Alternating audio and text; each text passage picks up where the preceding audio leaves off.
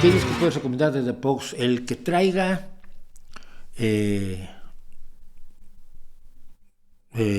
Cuento de Hadas en Nueva York, Fairy Tale from New York, cualquiera. Pogues me gusta por la actitud, pero no me matan musicalmente.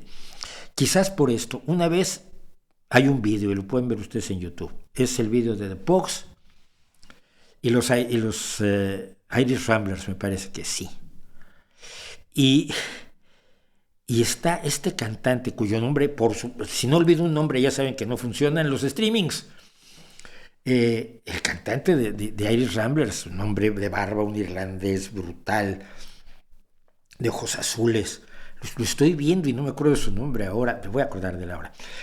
Y te estaban cantando The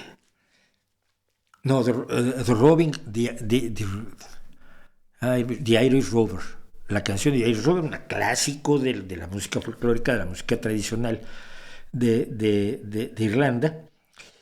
Y el cantante de The Pogues trataba de hacer su parte y luego entraba el otro, Ronnie Drew.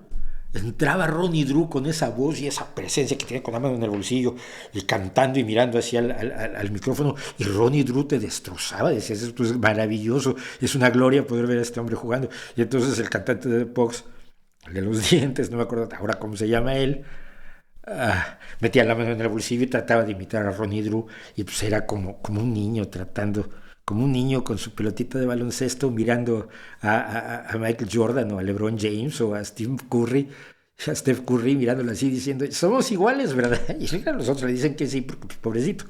Eso es lo que me pasa, es lo que me pasa con The Pogues. Pero Cuento de Hadas de Nueva York son las grandes canciones que se han escrito jamás. La escribieron por un desafío, les desafiaron a que The Pogues, el grupo punk brutal no puede escribir una canción navideña. Escribieron una de las mejores canciones navideñas y por supuesto la versión de ellos, hay 1000 versiones, la versión de ellos sigue siendo la mejor.